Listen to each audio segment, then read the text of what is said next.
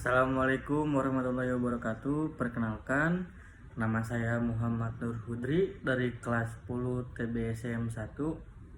Di sini saya akan mempresentasikan atau menjelaskan tentang tolak peluru. Apa sih tolak peluru itu? Dan tolak peluru itu apa? Tolak peluru adalah salah satu dari 4 nomor lempar tradisional dalam cabang olahraga atletik. Keberadaannya beriringan dengan peradaban manusia, sama seperti nomor lari, tolak peluru, dimulai dari peradaban Yunani kuno. Di Indonesia, tolak peluru juga masuk dalam kompetisi atletik tingkat pelajar hingga profesional, mulai dari kejuaraan nasional, pekan olahraga nasional atau PON, dan pekan olahraga pelajar nasional POPNAS. Ada banyak atlet tolak peluru Indonesia yang telah mendunia. Misalnya di kategori wanita ada Eki Febri Ekawati, sementara di kategori pria ada Irfan Tony Saputro. Sejarah tolak peluru, menurut laman resmi Olimpik, orang-orang Yunani kuno melakukan aktivitas melempar batu sebagai olahraga. Kemudian tentara kerajaan di abad pertengahan juga melempar bola meriam untuk melatih fisik. Namun, versi modern dari olahraga ini baru ditemukan dalam catatan sejarah untuk Highland Games di Skotlandia.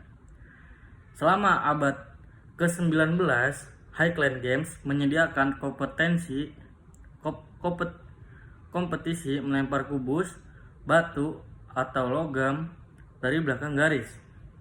Kompetisi ini biasanya diikuti oleh pria. Dalam publikasi Scotland, orang menyebutkan bahwa tolak peluru adalah olahraga paling difavoritkan oleh semua orang untuk kompetisi Highland Games. Olahraga tolak peluru kategori putra telah ada sejak Olimpiade modern pertama digelar pada tahun 1896, namun tolak peluru kategori wanita baru tersedia dalam Olimpiade mulai 1948. Menurut riwayat, Amerika Serikat adalah negara pemilik prestasi tolak peluru paling sukses dalam sejarah Olimpiade dan meraih emas di setiap kompetisi tolak peluru pria dari tahun 1896 hingga 1968. Kebutuhan kompetisi tolak peluru menurut publikasi berjudul Atlantis Omnibus Shot Put karya Richard Stander, CEO Athletics South Africa (ASA), tolak peluru memiliki beberapa kebutuhan kompetisi yang harus diperhatikan, mulai dari peralatan hingga area tolakan. Hal ini sangat berpengaruh terhadap perolehan prestasi atlet. 1.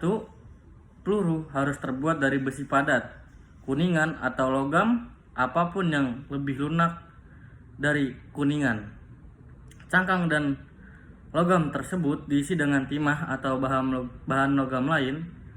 Peluru wajib berbentuk bola dan permukaannya harus halus, serta berat peluru dapat bervariasi sesuai dengan usia atau gender atlet. 2. Yang kedua ada diameter dalam lingkar area tolakan harus 2135 meter. Bagian luar lingkaran harus terbuat dari besi, baja, atau bahan lain yang sesuai. Sementara bagian atas lingkaran harus rata dengan tanah di luar area. Bagian dalam lingkaran dapat dibangun dari beton, aspal, atau bahan lain yang kokoh namun tidak licin. Permukaan area tolak peluru harus rata dan harus 20 mm lebih rendah dari tepi lingkaran. Yang ketiga, papan batas atas lingkaran dan area lemparan stopboard harus terbuat dari kayu atau bahan lain yang sesuai. Stopboard menyesuaikan bentuk busur dan harus dipasang dengan kuat ke tanah. Panjangnya 1,22 meter dengan lebar 114 mm dan serta tinggi 100 mm. Area pendaratan peluru biasanya berbentuk segitiga terbalik. Area ini dibentuk oleh garis yang ditarik dari pusat lingkaran dan melewati ujung stopbord. Penarikan garis dari pusat lingkaran dapat membentuk sudut 34,92 derajat dengan garis sektor 5 cm.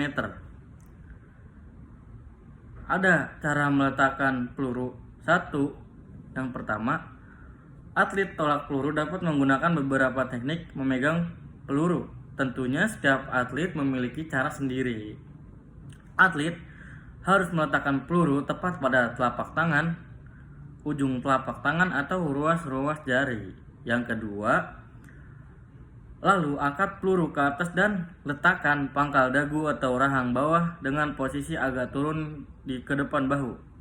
Dalam waktu ini, atlet biasanya mencari momen yang pas sebagai awalan sebelum melakukan gaya untuk melempar. Yang ketiga, atlet harus memastikan bahwa sudut siku lebih dari 90 derajat atau tepat pada 45 derajat.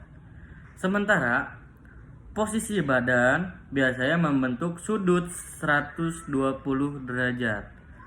Atlet juga harus memperhatikan durasi waktu di area, durasi waktu peserta sejak nama yang dipanggil hingga selesai melakukan lontaran peluru adalah 60 detik.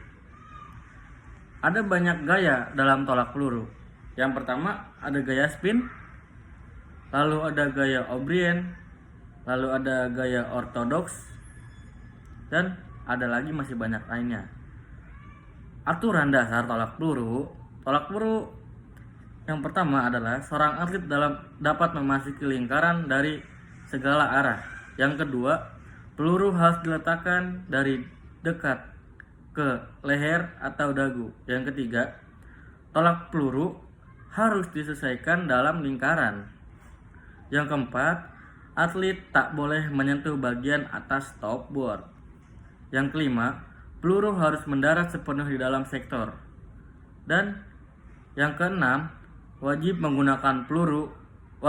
menunggu peluru mendarat sempurna. Apa sih manfaat tolak peluru itu? Yang pertama, bagus untuk kardiovaskular. Yang kedua, meningkatkan kekuatan tubuh. Yang ketiga, meningkatkan koordinasi dan keseimbangan. Yang keempat, bisa mengurangi stres. Yang kelima, membantu menurunkan berat badan. Sekian presentasi dari saya.